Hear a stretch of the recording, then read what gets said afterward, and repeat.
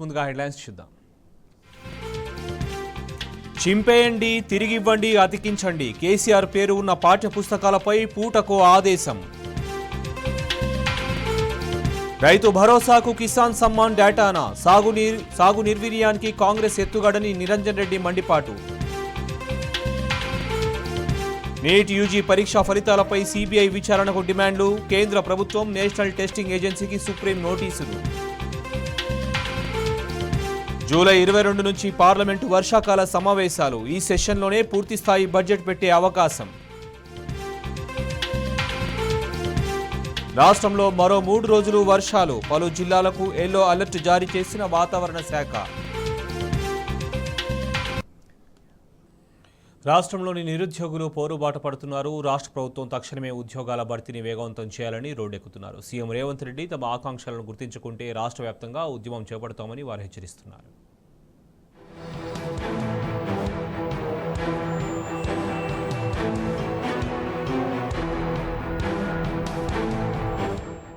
రాష్ట్ర ముఖ్యమంత్రి రేవంత్ రెడ్డి ఇంటి ముందు ధర్నాల పర్వం కొనసాగుతూనే ఉంది.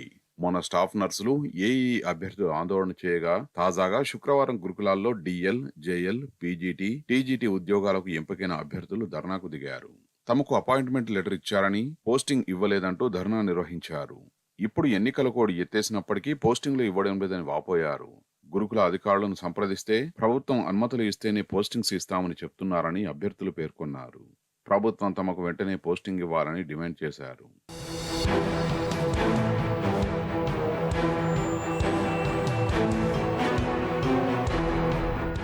మరోవైపు ప్రజాభవన్లో శుక్రవారం జరిగిన ప్రజావాణిలో ఒక యువతి కాంగ్రెస్ నేత రాష్ట్ర ప్రణాళికా సంఘం ఉపాధ్యక్షుడు చిన్నారెడ్డి కాళ్ల మీద పడిన తీరు నిరుద్యోగిని కదిలించింది. గతంలో కాంగ్రెస్ హామీ ఇచ్చినట్టుగానే గ్రూప్ 2లో 2000, గ్రూప్ 3లో 3000 చొప్పున పోస్టులు పెంచాలని ఆమె ప్రాధేయపడింది. అర్హత సాధించిన వారినే గ్రూప్ 1 మెయిన్ కు 1:100 చొప్పున ఎంపిక చేయాలని కోరింది.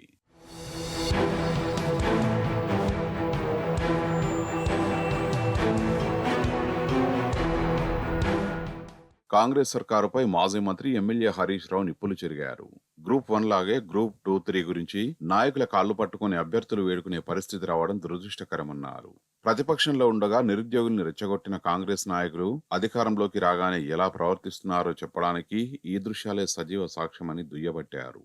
ప్రతిపక్షంలో ఉన్నప్పుడు గ్రూప్ 1 మెయిన్స్ గురించి మాట్లాడిన నేతలకు అధికారంలోకి రాగానే ఆ విజ్ఞప్తులు ఎందుకు కనిపించడం లేదని దూర్పారబట్టారు.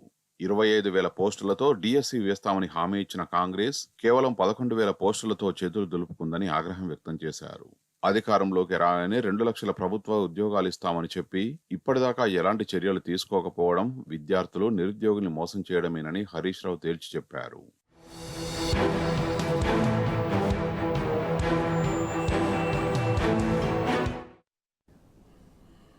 చింపేయండి, తిరిగివ్వండి, అతికించండి.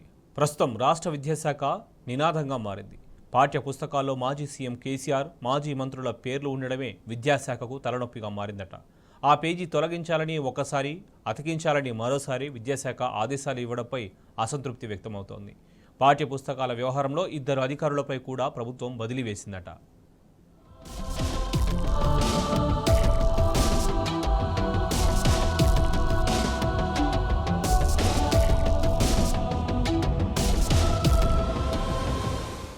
తెలుగు పాఠ్యపుస్తకాల ముందు మాటలో మాజీ ముఖ్యమంత్రి కె చంద్రశేఖరరావు సహా పలువురు మాజీ మంత్రుల పేర్లను తొలగించే విషయంలో విద్యాశాఖ పూటకో రీతిన ఆదేశాలివ్వడం గందరగోళానికి దారితీసింది. పాఠ్యపుస్తకాల్లో కేసీఆర్, మాజీ మంత్రుల పేర్లు ఉన్న విషయం తెలియగానే తొలుత ఆ పేజీని చింపివేయాలని మౌఖిక ఆదేశాలిచ్చారు. దీంతో పలు జిల్లాల్లో ఆయా పేజీలను చింపివేశారు. ఆ తర్వాత గురువారం డీఈఓలకు ఇచ్చిన ఆదేశాల్లో 1 నుండి 10 తరగతుల తెలుగు భాషా పుస్తకాలను ఎంఆర్సీలకు జిల్లా గోడౌన్లోకి రిటర్న్ చేయాలని పేర్కొన్నారు. మళ్లీ ఏమైందో ఏమో కానీ శుక్రవారం తాజా ఆదేశాలు జారీ చేశారు. కేసీఆర్ తో పాటు మాజీ మంత్రుల పేర్లు ఉన్న పేజీని కత్తిరించి కవర్ పేజీ వెనుక వైపు గమ్ లేదా ఫెవికాల్తో అతికించాలని సూచించారు. కొన్ని స్కూళ్లలో తొలుత చింపిపారేసిన పేజీలు దొరక్కపోవడంతో టీచర్లు ఆ పేజీని జిరాక్స్ తీయించి అతికించాల్సి వచ్చింది. ముందు ఆ పేజీని చింపివేయాలని, ఆ తర్వాత పుస్తకాలను వెనక్కి ఇవ్వాలని, మళ్లీ అతికించాలని ఆదేశాలు ఇవ్వడం హాట్ టాపిక్ గా మారింది.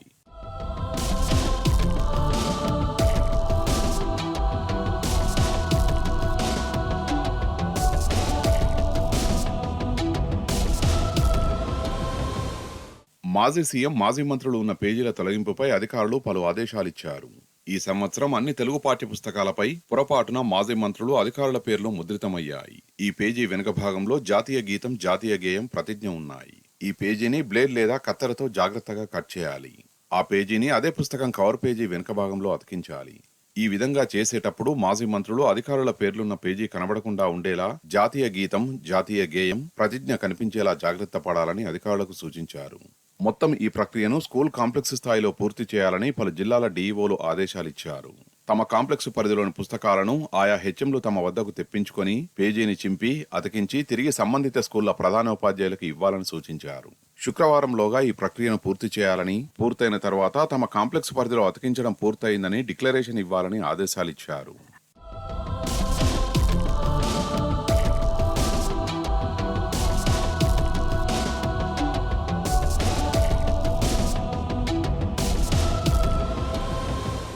రాష్ట్రంలోని 10వ తరగతిలోని విద్యార్థులకు ఇటీవలే రాష్ట్ర ప్రభుత్వం ఉచిత పాఠ్యపుస్తకాలను పంపిణీ చేసింది.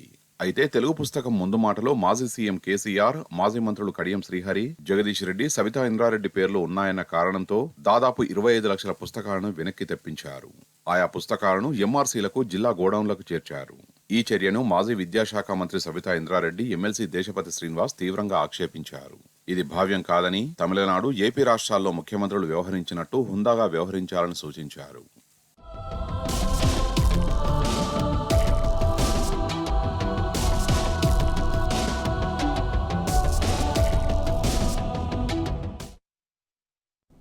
రాష్ట్రంలో కాంగ్రెస్ పార్టీ చేస్తున్న రాజకీయాలు నిరుద్యోగుల పాలిట శాపంగా మారుతున్నాయి. గురుకుల పోస్టుల భర్తీలో ప్రభుత్వం అనాలోచిత నిర్ణయాలు వారి భవిష్యత్తును ప్రశ్నార్థకంగా మారుస్తున్నాయి. అన్ని పోస్టులను భర్తీ చేయాలన్న కోర్టు ఉత్తర్వులను కూడా ప్రభుత్వం పట్టించుకోకపోవడం పట్ల అభ్యర్థులు మండిపడుతున్నారు. రేవంత్ రెడ్డి సర్కారు గురుకుల అభ్యర్థుల మొరను ఆలకించడం లేదు. గురుకులాల పోస్టుల్లో భారీగా బ్యాక్లాగులు ఏర్పడే అవకాశం ఉన్నా తన పంతాన్నే నెగ్గించుకునేందుకు ముందుకు సాగుతున్నది.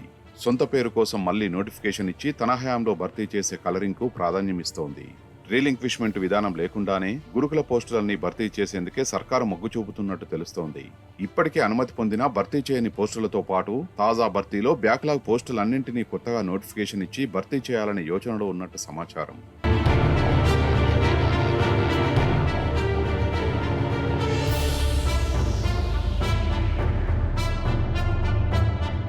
రాష్ట్ర వ్యాప్తంగా ఎస్సీ, ఎస్టీ, మైనారిటీ, బీసీ గురుకులాల్లో 9 కేటగిరీల్లో PGT, TGT, junior lecturer, degree lecturer, physical director, TGT school librarian, school physical director, art and craft, music teacher పోస్టులు కలిపి మొత్తంగా 9,210 పోస్టుల భర్తీ ప్రక్రియను Telangana residential educational institute recruitment board ట్రిప్ చేపట్టింది. ఇప్పటికే art and craft, music teacher పోస్టులకు మినహా మిగిలిన అన్ని పోస్టులకు సంబంధించి 1:1 జాబితాలను సైతం ప్రకటించింది. గత ఫిబ్రవరిలోనే ఆయా అభ్యర్థులను సొసైటీల వారీగా కేటాయిస్తూ ఎల్బీ స్టేడియం వేదికగా అలాట్మెంట్ ఆర్డర్లను అందజేసింది.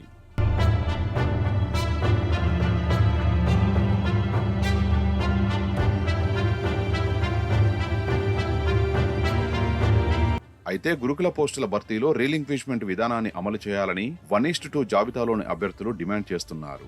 రీలింక్విష్మెంట్ విధానాన్ని అమలు చేయాలని పలువురు అభ్యర్థులు కోర్టును సైతం ఆశ్రయించారు. రీలింక్విష్మెంట్ విధానం అంటే గురుకులాల్లోని పోస్టులకు ఎంపికైన అభ్యర్థులు నిర్ణీత కాలం వరకు ఉద్యోగాన్ని వదిలిపోబోమని, ఒకవేళ అదే జరిగితే ఆ ఉద్యోగాన్ని మెరిట్ జాబితాలో ఉన్న తర్వాతి అభ్యర్థికి ఇచ్చేందుకు అంగీకరిస్తూ ఒప్పంద పత్రాన్ని అందజేయాల్సి ఉంటుంది. ఆ మేరకు అఫిడవిట్ను దాఖలు చేయాలి. ఫలితంగా ఏ ఒక్క పోస్టు కూడా బ్యాక్లాగ్కు వెళ్లే అవకాశం ఉండదు. కానీ ప్రస్తుతం ట్రిబ్ ఆ విధానాన్ని అమలు చేయకుండానే పోస్టుల భర్తీని చేపట్టడమే అసలు వివాదానికి కారణమైంది. ఎన్నికల కోడ్ ముగిసిన నేపథ్యంలో ప్రస్తుతం పోస్టింగ్లు ఇచ్చేందుకు ఆయా సొసైటీలు కసరత్తు చేస్తుండడం అందుకు బలాన్ని చేకూరుస్తోంది. ప్రస్తుత నియామకాల్లో మిగిలే పోస్టులన్నింటినీ తర్వాత కొత్త నోటిఫికేషన్ ద్వారానే భర్తీ చేయాలనే యోచనలో ఉన్నట్లు తెలుస్తున్నదని విద్యావేత్తలు, పలువురు గురుకుల అభ్యర్థులు ఆరోపిస్తున్నారు.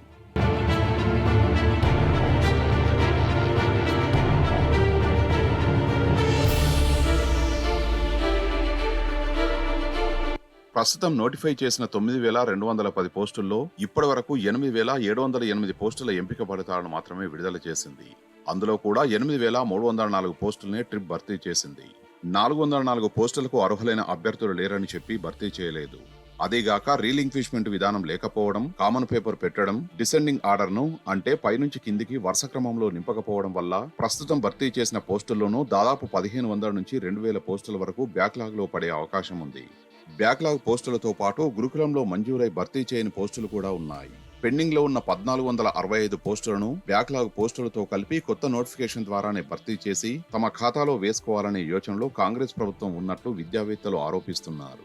రీలింక్విష్మెంట్ విధానం, రెండో జాబితాను ప్రకటించాలనే డిమాండ్స్ పై ప్రభుత్వం మౌనం వహిస్తుండడం సైతం అభ్యర్థుల్లో అనేక అనుమానాలకు తావిస్తున్నది. ఇప్పటికైనా దీనిపై ప్రభుత్వం స్పందించి స్పష్టమైన ప్రకటన జారీ చేయాలని డిమాండ్ చేస్తున్నారు గురుకుల అభ్యర్థులు. లేదంటే ఆందోళనను ఉధృతం చేస్తామని వారు హెచ్చరిస్తున్నారు. కాంగ్రెస్ ప్రభుత్వ తీరుపై మాజీ మంత్రి ఎమ్మెల్యే హరీష్ రావు ఫైర్ అయ్యారు. రాష్ట్రంలో కాంగ్రెస్ పార్టీ ఇచ్చిన హామీలు నీటి మూటలను తలపిస్తున్నాయని విమర్శించారు. అధికారంలోకి వచ్చిన 100 రోజుల్లోనే హామీలు అమలు చేస్తామని బాండ్ పేపర్ల మీద రాసిచ్చిన కాంగ్రెస్ పార్టీ 191 రోజులు గడిచినా ఆచరణలో మాత్రం విఫలమైందని దుయ్యబట్టారు. పక్క రాష్ట్రం ఏపీలో అధికారంలోకి రాగానే ముఖ్యమంత్రి అన్ని రకాల పింఛన్లు పెంచితే ఒడిషా ముఖ్యమంత్రి వరి కనీస మద్దతు ధరను క్వింటాలకు 3100 చేస్తూ నిర్ణయం తీసుకున్నారని గుర్తు చేశారు. కాంగ్రెస్ ప్రభుత్వం ఇప్పటికైనా కళ్ళు తెరవాలి. ఎన్నికల మేనిఫెస్టోలో చెప్పినట్లుగా వృద్ధులు, వితంతువుల పింఛన్లు 4000, దివ్యాంగులకు 6000 పెంచుతూ తక్షణం నిర్ణయం తీసుకోవాలని డిమాండ్ చేశారు. సన్నవడ్లతో పాటు దొడ్డు రకాలకు కూడా 500 బోనస్ ఇవ్వాల్సిందే అన్నారు.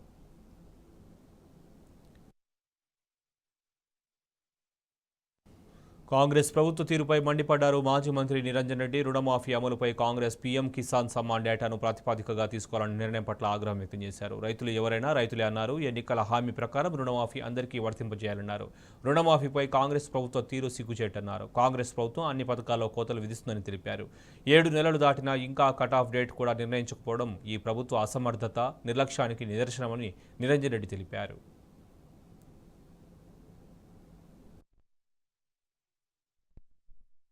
తొలిసారి కేసీఆర్ రైతు బంధు అమలు చేయడంతో కేంద్ర ప్రభుత్వం మీద ఒత్తిడి పెరిగి ప్రధాని కిసాన్ సమ్మాన్ యోజన పథకాన్ని తీసుకువచ్చారని నిరంజన్ రెడ్డి తెలిపారు. చరిత్రలో ఎన్నడూ లేని విధంగా 11 విడతల్లో రైతు బంధు కింద రైతుల ఖాతాల్లో 72,910 కోట్లు జమ చేశామని చెప్పారు. కాంగ్రెస్ ప్రభుత్వం రాష్ట్రంలోని 70 లక్షల పైచిలుకు రైతాంగంలో సగానికి సగం మంది రైతులకు పథకాలను ఎగ్గొట్టేందుకు రంగం సిద్ధం చేస్తుందని మండిపడ్డారు. కాంగ్రెస్ అబద్ధపు హామీలతో అధికారం చేజిక్కించుకొని హామీల ఎగబెతకు రంధ్రాన్వేషణ చేస్తున్నారన్నారు. ఇచ్చిన మాట ప్రకారం ప్రభుత్వ రుణమాఫీ, రైతు భరోసా అందరికీ అమలు చేయాలని డిమాండ్ చేశారు. హామీల అమలులో ఏ మాత్రం వెనక్కి తగ్గినా రైతులను కలుపుకొని ఉద్యమిస్తామని హెచ్చరించారు. వ్యవసాయ రంగాన్ని కాంగ్రెస్ ప్రభుత్వం నిర్లక్ష్యం చేస్తుందన్నారు నిరంజన్ రెడ్డి.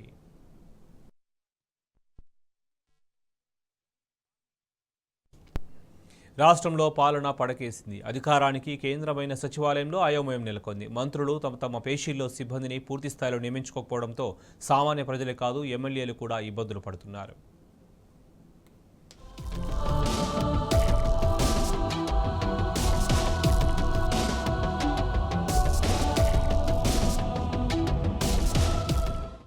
రాష్ట్రంలో ప్రజాప్రభుత్వం ఏర్పడి 6 నెలలు దాటినా ప్రజాపాలన మాత్రం నత్తనడకలా సాగుతోందనే విమర్శలు వినిపిస్తున్నాయి.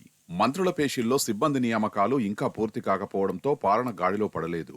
Private secretary, officer on special duty, personal assistant, ఇతర సిబ్బంది నియామకాల్లో తీవ్ర జాప్యం జరుగుతోంది.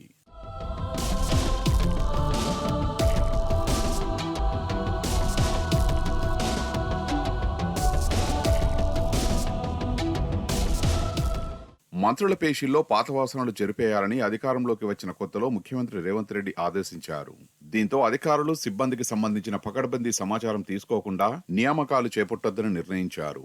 ఈ విషయంలో ఖచ్చితత్వాన్ని పాటించాలని సాధారణ పరిపాలన శాఖకు అప్పట్లోనే స్పష్టమైన ఆదేశాలు జారీ చేశారు.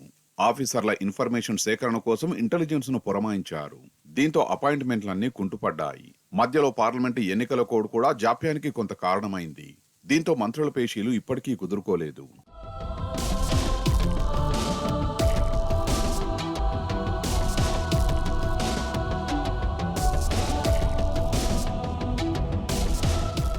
ఇక సీఎం రేవంత్ రెడ్డి కూడా సీఎంఓలో మొత్తం కొత్త వాళ్ళనే అపాయింట్ చేశారు. వాళ్ళెవరికీ అటు సచివాలయంలో గానీ, ఇటు ముఖ్యమంత్రి ఇతర మంత్రుల పేషీల్లో గానీ పనిచేసిన అనుభవం లేదు. ఫలితంగా సచివాలయ అధికారులతో సమన్వయం కొరవడింది. మినిస్టర్స్ పేషీల్లో కూడా same to same scene repeat అవుతోంది.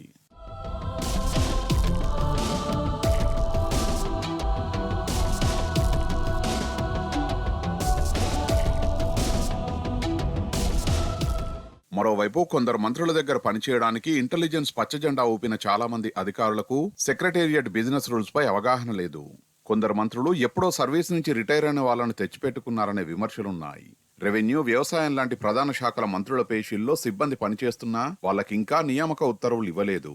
తద్వారా ఇప్పుడున్న వాళ్లే కంటిన్యూ అవుతారా, లేక తమ బదులు అక్కడ కొత్త వాళ్ళని నియమిస్తారా అన్న సందిగ్ధం నెలకొంది.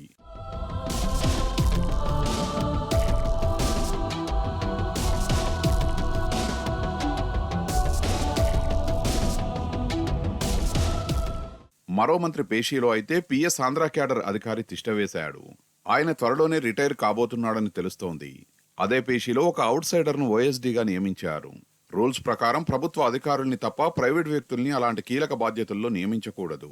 అదే కారణంపై సీఎంఓ, జీఏడీలు సదరు ఆఫీసర్ నియామక ప్రతిపాదనను హోల్డులో పెట్టారు. కానీ ఆ మంత్రి ఏమాత్రం తగ్గలేదు. తన ఆధీనంలోనే ఉన్న మరో శాఖ నుంచి మంచి జీతభత్యాలతో ఆయన్ను అపాయింట్ చేశారు. అక్కడి నుంచి తన పేషీల్లోకి డిప్యుటేషన్ పై రప్పించుకుని తన పంతం నెగ్గించుకున్నారు. అలా దొంగదారిన అక్కడ చేరిన ఆ ఓఎస్డీ చేతివాటం కూడా బాగానే చూపిస్తున్నాడనే విమర్శలు వెల్లువెత్తుతున్నాయి. శాఖాపరంగా జోక్యం చేసుకోవడం, ఇతరత్రా వ్యవహారాల్లో తలదూర్చడం చేస్తున్నాడనేది ఆయనపై వస్తున్న ఆరోపణలు. ఇక ఉప ముఖ్యమంత్రి, ఆరోగ్య శాఖ మంత్రుల పేషీల్లోనూ ఇదే సీన్ రిపీట్ అవుతోందని తెలుస్తోంది.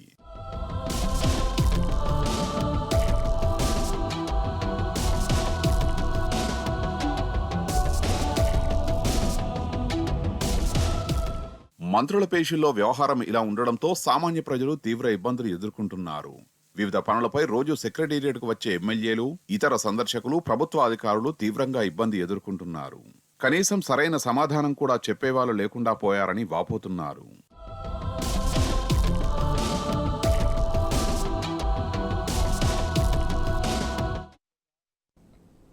6 నెలల పాలనపై వరుస అవినీతి ఆరోపణలు హస్తం పార్టీని ఉక్కిరిబిక్కిరి చేస్తున్నాయి. సీఎం రేవంత్ రెడ్డి సహా అరడజన్ మంది మంత్రులపై అవినీతి మరకలుండటం కాంగ్రెస్ పార్టీకి ఇబ్బందిగా మారింది.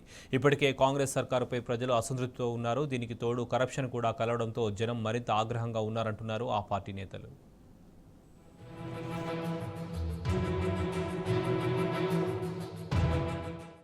సర్కారుపై వరుస అవినీతి ఆరోపణలు కాంగ్రెస్ పార్టీని ఇరకాటంలో పెడుతున్నాయి. 6 నెలల కాలంలోనే ట్యాక్సుల పేరుతో వసూళ్లకు పాల్పడుతున్నారంటూ విమర్శలు రావడం కాంగ్రెస్ కి ఇబ్బందిగా మారింది. ఎన్నికల సమయంలో స్వయంగా ప్రధాని మోదీనే ఆర్ఆర్ ట్యాక్స్ అంటూ కాంగ్రెస్ పై సంచలన ఆరోపణలు చేశారు. రేవంత్ రెడ్డి తెలంగాణలో డబ్బులు వసూలు చేసి ఢిల్లీకి పంపుతున్నాడంటూ ఆరోపించారు. అటు ఉప ముఖ్యమంత్రి బట్టి విక్రమార్కపై బి ట్యాక్స్ అంటూ ఆరోపణలు వచ్చాయి. కమిషన్ తీసుకుని ఇరిగేషన్ పెండింగ్ బిల్లులను క్లియర్ చేస్తున్నాడంటూ బీజేపీ శాసనసభాపక్ష నేత మహేశ్వర్ రెడ్డి ఆరోపించారు. మంత్రి ఉత్తమ్ కుమార్ రెడ్డి పైన యూ ట్యాక్స్ అంటూ అదే మహేశ్వర్ రెడ్డి ఆరోపణలు చేశారు. ధాన్యం కొనుగోళ్లలో మంత్రి ఉత్తమ్ ముడుపులు తీసుకున్నాడని, బియ్యం టెండర్లలో కూడా మంత్రి చేతివాటం ప్రదర్శించారని ఆరోపించారు. దాంతో ప్రభుత్వం బియ్యం టెండర్లను రద్దు చేసింది. 2007 రూపాయలకు టెండర్ వాళ్ళకి ఇస్తే వాళ్ళతోటి పాపం రైస్ మిల్లర్ను భయపెట్టి మీరు ఏ రకంగా 2223 రూపాయలకు ఎంఓయు 100 రూపాయల స్టాంప్ పేపర్ మీద ఎంఓయు రాయించారో దాన్ని నేను బయట పెడతా ఉన్నాను. ఇక చూడండి, ఇక్కడ 2223 రూపాయలకి 2007 రూపాయలకు అంటే మీరు ప్యాడీ వద్దు, నాకు డబ్బులు కావాలని చెప్పేసి అది కూడా 4 ఇన్స్టాల్మెంట్ ఇచ్చారు. సరే, టెండర్ ఇచ్చిన వాళ్ళకి మీరు సమయం 90 రోజులు ఇస్తే ఈయన 4 ఇన్స్టాల్మెంట్ ఎట్లా ఇచ్చిండు అంటే ఆయనకు ముందే తెలుసు ఆయనకు ఎక్స్టెన్షన్ వస్తుందని. ఏ టెండర్ అయితే మీరు 90 రోజుల గడువు ఇచ్చారో ఆ టెండర్ తీసుకున్న ఆయన వీళ్లకు 4 నెలల సమయం ఇచ్చిందంటే దీని వెనుక అది కూడా 4th ఏప్రిల్ రోజు ఇచ్చిందంటే ఆయన సెప్టెంబర్ వరకు సమయం ఇచ్చిండు. నీ గడువు అయిపోయింది, మేలోనే అయిపోయింది. మేలో గడువు అయిపోతే నువ్వు ఏప్రిల్లో ఇంకా వారికి 4 నెలల సమయం ఇచ్చినావంటే ఇంకా నీకు ఎక్స్టెన్షన్ ఆల్రెడీ నీకు అష్యూరెన్స్ వచ్చినట్లుగానే నేను భావిస్తున్నావా? మరి ఏ రకంగా ఈ అగ్రిమెంట్ ఫ్లోట్ అయిందో దీనికి సమాధానం చెప్పాలని చెప్పేసి నేను కోరుతున్నా. పూర్తిగా అవినీతిలో కూరుకుపోయినటువంటి ప్రభుత్వం ఎన్ని రకాలుగా మీరు కడుక్కునే ప్రయత్నం చేసినా దాంట్లో నుంచి మీరు బయటపడే సమస్య లేదు. ఈ రోజు కొన్ని వేల కోట్ల రూపాయల కుంభకోణం జరుగుతున్నమాట వాస్తవం కాదా? ఈ రాష్ట్ర ప్రభుత్వం వెంటనే దీని మీద సమగ్ర దర్యాప్తు జరపాలా. సిట్టింగ్ జడ్జితో గానీ సిబిఐతో గానీ ఎంక్వైరీకి ఆర్డర్ ఇవ్వాల్సిందిగా నేను గౌరవ ముఖ్యమంత్రి గారిని కోరుతాను. తాజాగా మద్యం కొత్త బ్రాండు రాష్ట్రంలో కలకలం రేపాయి. కొత్త బ్రాండ్లను ప్రవేశపెట్టడంలో ఎక్సైజ్ శాఖ మంత్రి జూపల్లి కృష్ణారావు భారీగా అవినీతికి పాల్పడినట్లు ఆరోపణలు వచ్చాయి. న్యూ బ్రాండ్స్ తీసుకురావడం వివాదాస్పదం కావడంతో ప్రభుత్వం వెనక్కి తగ్గింది. తాజాగా మంత్రి పొన్నం ప్రభాకర్ పై ఫ్లై యాష్ కుంభకోణం అంటూ బీఆర్ఎస్ ఎమ్మెల్యే కౌశిక్ రెడ్డి సంచలన ఆరోపణలు చేశారు. ఇలా ముఖ్యమంత్రి సహా సగం మంది మంత్రులపై అవినీతి ఆరోపణలు రావడం ఆ పార్టీకి పెద్ద తలనొప్పిగా మారింది. ఈ కంపెనీకి కాంగ్రెస్ పార్టీకి ఫైనాన్షియల్ ట్రాన్సాక్షన్స్ జరిగినాయని కూడా మేము బహిర్గతం చేసినాం. అఫీషియల్గా కోట్ల రూపాయలు కాంగ్రెస్ పార్టీకి ఈ సోమ్ డిస్టిలరీస్ అనే వాళ్ళు ఇచ్చిండ్రు. ఇండియా టుడే లాంటి సంస్థ కూడా సోమ్ డిస్టిలరీస్కి దిగ్విజయ్ సింగ్ గారికి సంబంధం ఉంది అని కూడా ఎప్పటి నుంచో దశాబ్దాల నుంచి ఆర్టికల్స్ ఉన్నాయి. రేపు బాధ్యత ఎవరిది అనేది అడుగుతున్నాం. మంత్రి గారు ఒక పాలసీ లేదని చెప్పి మీడియాను బెదిరించి మళ్ళా లేదు పాలసీ తీసుకున్నాం ఇచ్చినామని చెప్పి అప్రూవల్స్ ఇచ్చినామని చెప్పి మళ్ళా తర్వాత క్యాన్సిల్ ఇవాళ చేసుకుంటే గిందుకే ఇట్లాంటి యూటర్న్లు చేస్తున్నారు కాబట్టి దీన్ని తుగ్లక్ పాలన అని అంటున్నాం. ఇందులో ఎవరికి ఎన్ని ముడుపులు దొరికినాయో తేలలేదే. ఎవరిని కాపాడడానికి ప్రయత్నం చేస్తున్నారు. ఇప్పటికే కాంగ్రెస్ పాలనపై ప్రజలు 6 నెలల్లోనే విసిగెత్తిపోయారు. కరెంటు కోతలు, తాగు, సాగునీటి కష్టాలతో పాటు విత్తనాల కొరత, రైతు బంధు, రుణమాఫీ చేయకపోవడంతో ప్రజలు ఆగ్రహంతో ఉన్నారు. కాంగ్రెస్ ఇచ్చిన గ్యారంటీలను నమ్మి ఆ పార్టీని అధికారంలోకి తీసుకువస్తే హామీలను అమలు చేయకపోగా మంత్రుల జేబులు నింపుకుంటున్నారని విమర్శలు వస్తున్నాయి. పార్లమెంటు ఎన్నికల్లో కాంగ్రెస్ కు ఆశించిన స్థాయిలో సీటు రాకపోవడం వెనుక ప్రజల్లో ఉన్న వ్యతిరేకతే కారణమని ఆ పార్టీ వర్గాలంటున్నాయి. ఇక ఏవీ బులెటిన్ అప్డేట్స్